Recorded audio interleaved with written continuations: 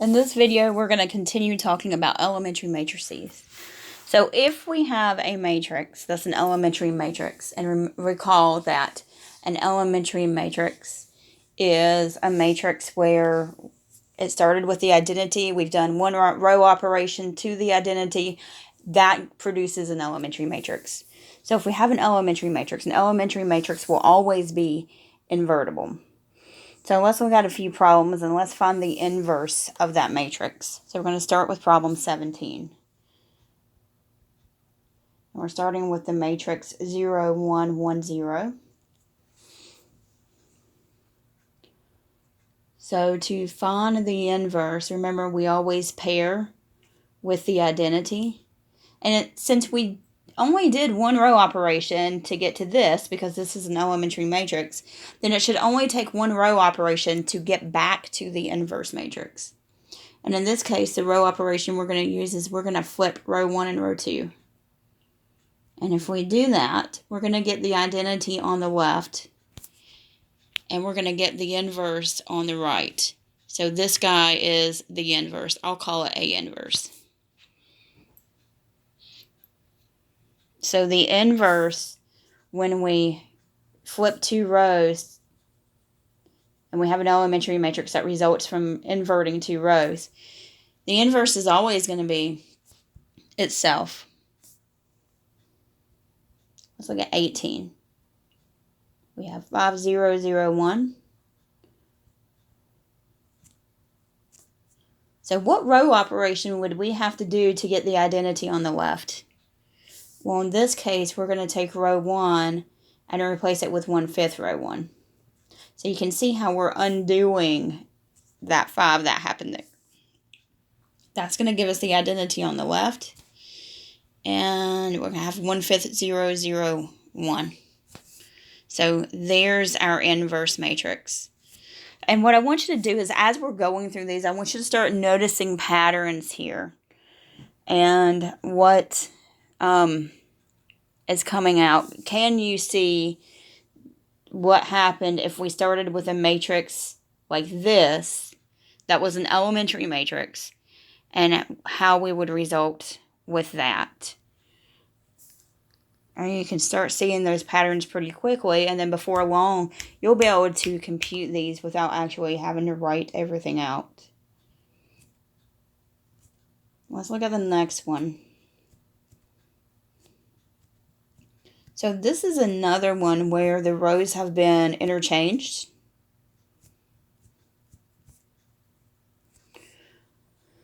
So if we were to just interchange those rows back, then we're going to get that inverse matrix. So we're going to have I3 on the left. And once again,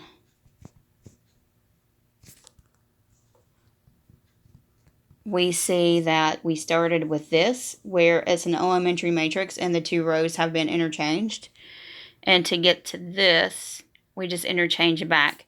So this is actually the inverse of itself. Same thing as the result we saw here. So that's kind of a cool pattern to see. And that's always going to happen when we talk about the inverse of an elementary matrix that has been created by interchanging two rows. Just like you can see the pattern with 18. We started with a matrix where the elementary matrix was produced by taking row 1 and replacing it with 5 row 1. And to undo that, we need to replace row 1 with 1/5 row 1. So you can see how that inverse really just changes that entry in here. And then let's do one more. This one's a little bit more interesting.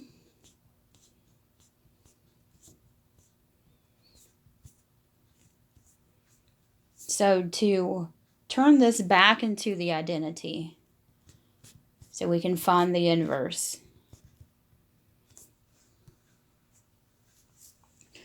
we're going to replace row 3 with row 3 plus 3 times row 1.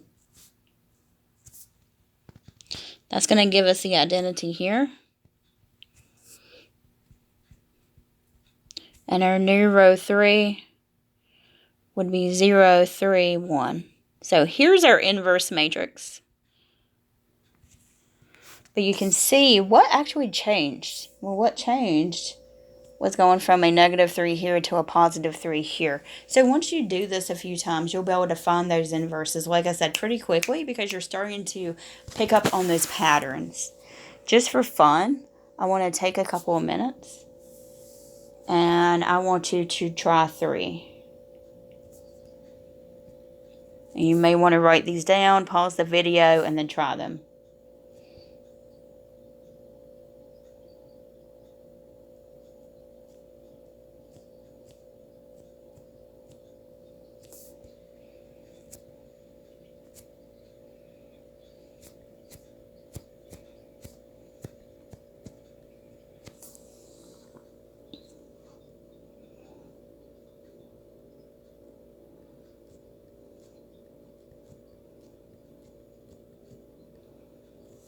So take a couple of minutes, find the inverse for each one of these matrices, and then come back and check your answer with the video.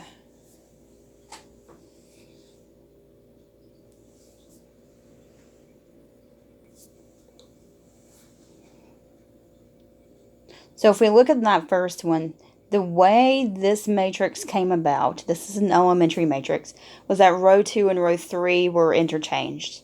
So the inverse, I'm going to call it A inverse, would have to be the same thing. We would have to invert row 2 and row 3 again to get back to the identity. So if we take this, I'll call it A, and we pair it with I, then we would interchange 2 rows, row 2 and row 3,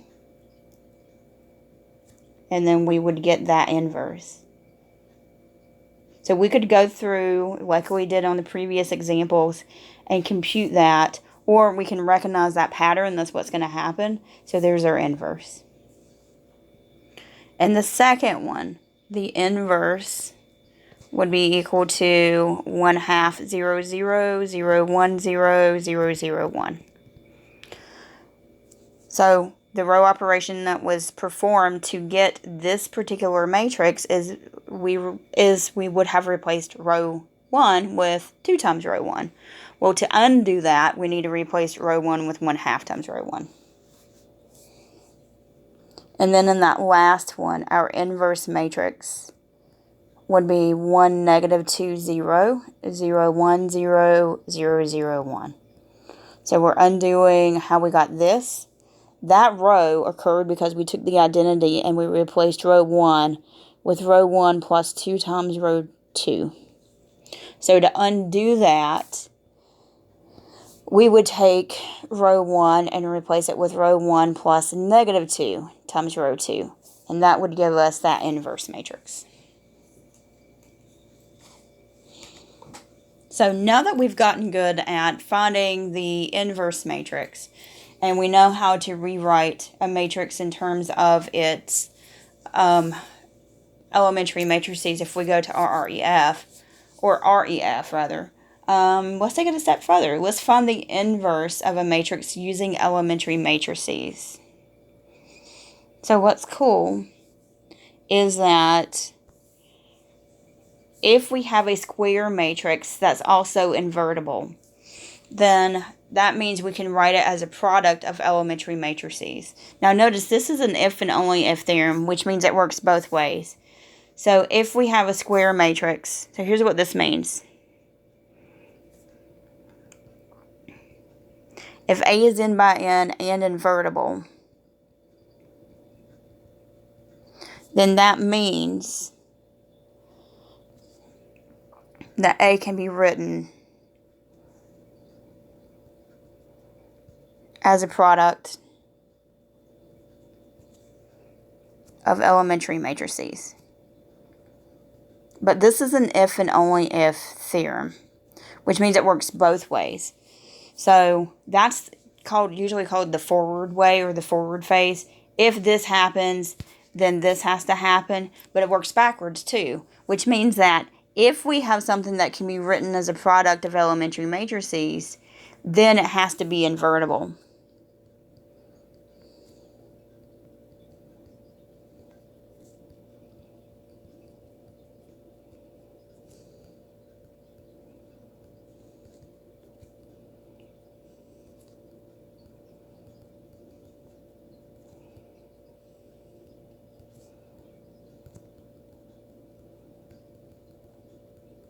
And not only is it invertible, but it also has to be a square matrix. So this is an if and only theorem, if and only if theorem and if and only if theorems always work both ways, forwards and then backwards. So let's look at a few examples. Let's look at number 23 and then 26. We want to find the inverse of the matrix using elementary matrices.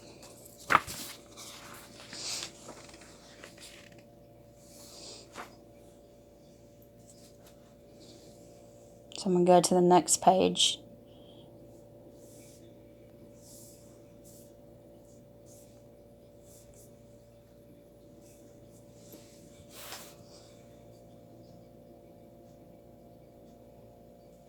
So we are looking at the matrix 3, -2, 1, 0. And we're going to do row operations on this, and we're going to turn this into the identity matrix. So that's going to be our goal.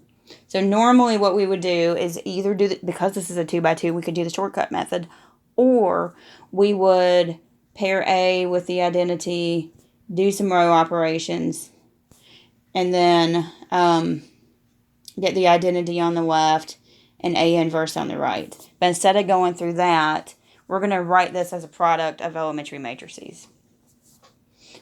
So let's do some Gaussian elimination. I'm going to interchange row 1 and row 2.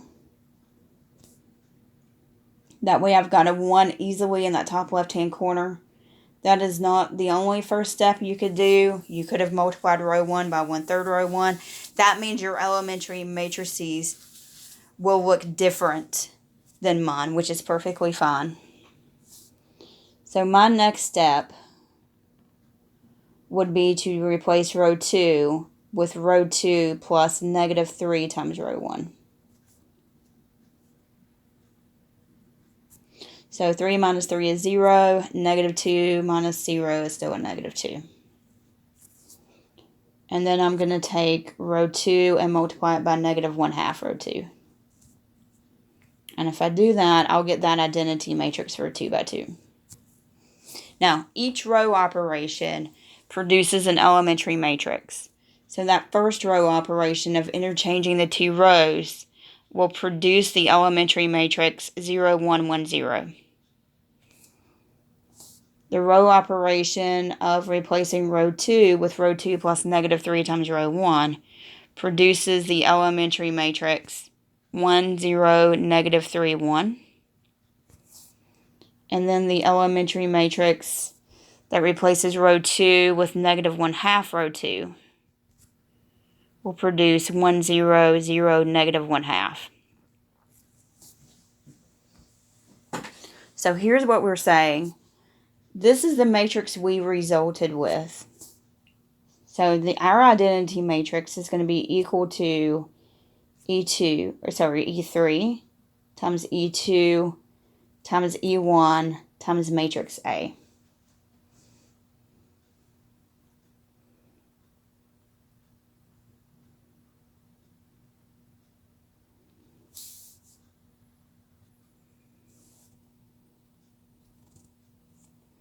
So keep in mind what the goal is. The goal is to find the inverse using elementary matrices.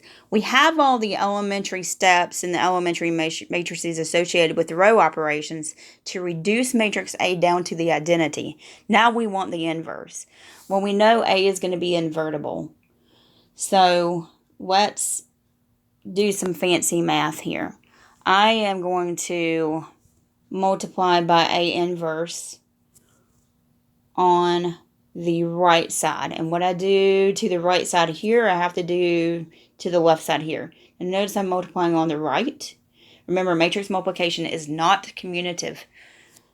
So we have to multiply on the right side on both sides of the equation. And when I do that, A times A inverse is equal to just the identity.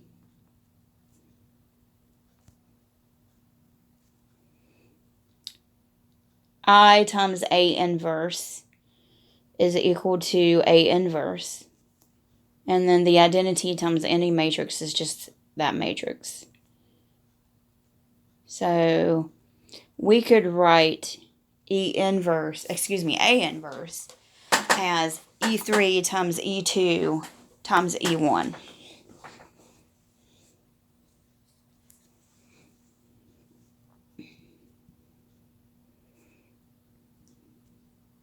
So the inverse of 3, negative 2, 1, 0. Notice the notation I'm using here that says I have not taken the inverse yet. That's going to be equal to 1, 0, 0, negative 1 half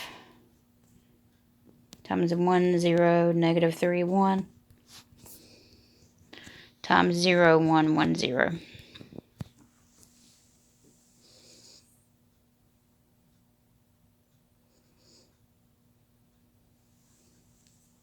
And we could always check it.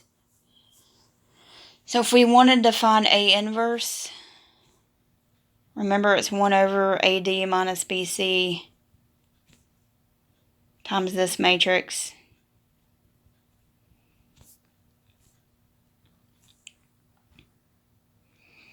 So if we perform that here, AD minus BC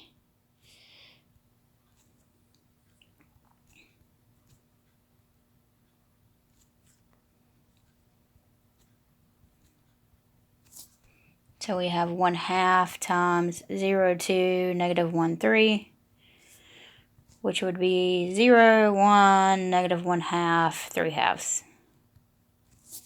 So there's our inverse. To check this, we would perform matrix multiplication here.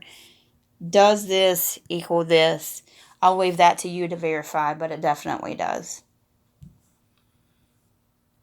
So I kind of want to take this a step further.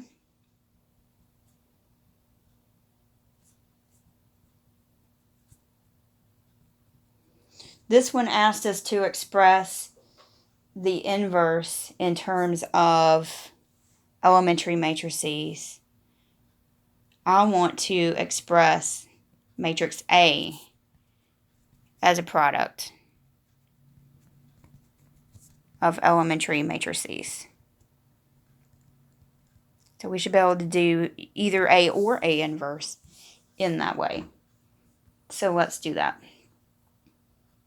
So we're going to go back to really our idea up here in red. The identity is equal to E3 times E2 times E1A.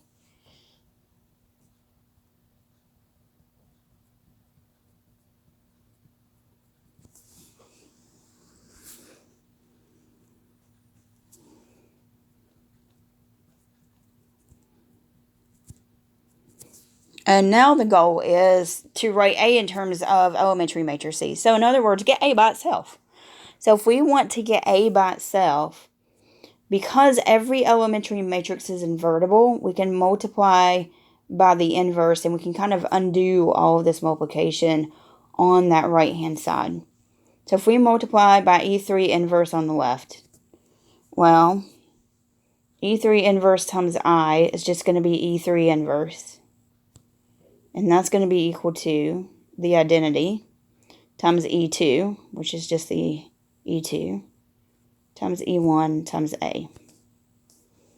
Now, we need to move the rest of the matrices. So let's move this E2. We know it's invertible because it's an elementary matrix, and it has to be invertible. So now we have E2 inverse times E3 inverse times the identity times E1, which is just E1, times A. And then our last step, to get A by itself, we're going to multiply by E1 inverse on the left. Notice I'm doing this on the left. This order is important. So then E1 inverse, E2 inverse times E3 inverse is going to be equal to the identity times A, which is A. So we can express A as a product of elementary matrices, and we can express A inverse as a product of elementary matrices.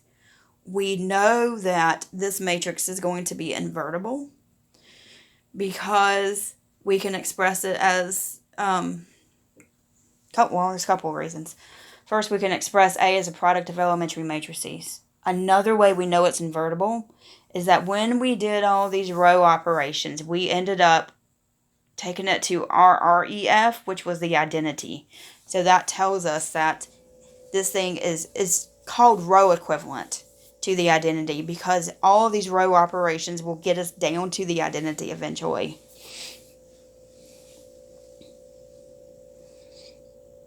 And another way we know it's invertible has to do with something called the determinant. For a 2 by 2, the determinant is AD minus BC. As long as that's not 0, then it's definitely going to be an invertible matrix. So I want to do one more of these. Let's look at number 26.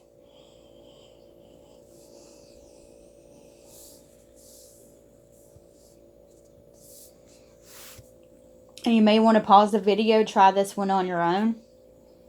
We are going to express A inverse and A as products of elementary matrices. So we will take this one that step further also.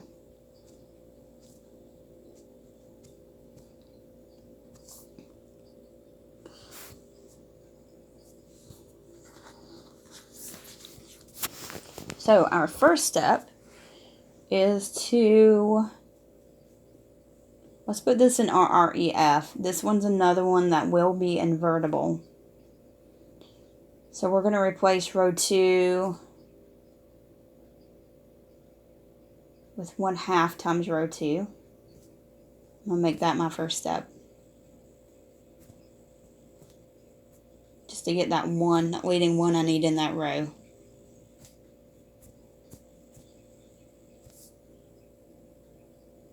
And then I'm going to replace row 2 with row 2 plus negative 1/2 times row 3.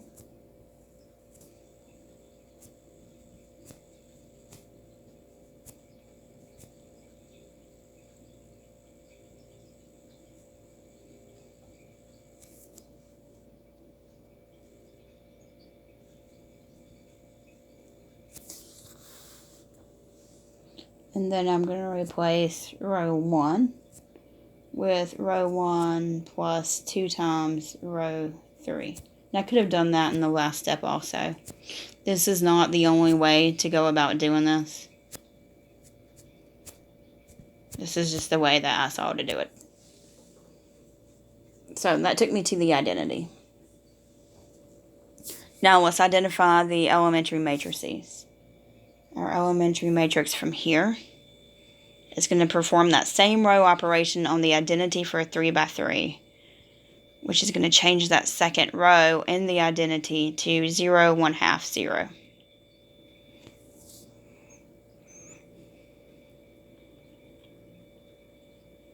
Oops, that's E1. So E2 is going to replace row 2 with negative 1/2 row 3 in the identity. So there's our E2. And then E3 is going to be 1, 0, 2, 0, 1, 0, 0, 0, 1. It replaced row 1 with row 1 plus 2 times row 3. So we ended up doing row operations. We got the identity. That's going to be equal to E3 times E2 times E1 times matrix A. So if I want to write A in terms of elementary matrices, we can think about multiplying like we did before by the inverse of each elementary matrix. So we're going to have E3 inverse is equal to E2 times E1 times A. And then if we multiply by E2 inverse, so I'm showing you where this is coming from.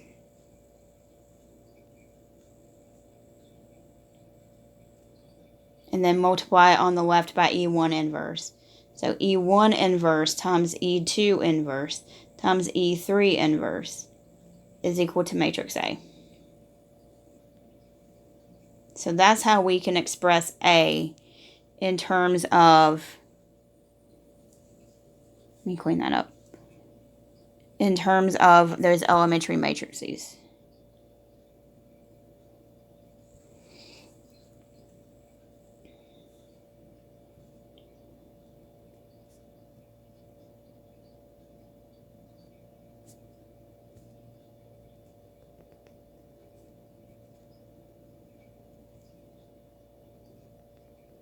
So I want to take this a step further, and I now want to express A inverse. So I'm going back to this thing.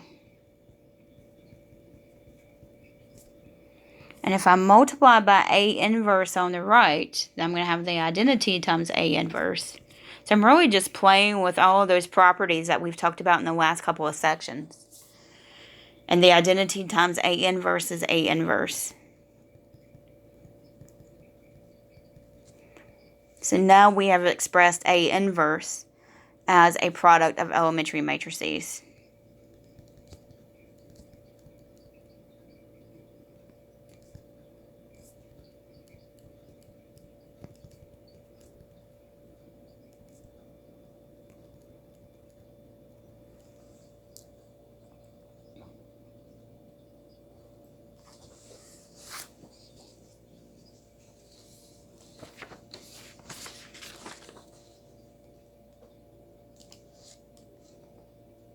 So we're building up everything to really talk about factorization. So keep that in mind as we progress through this.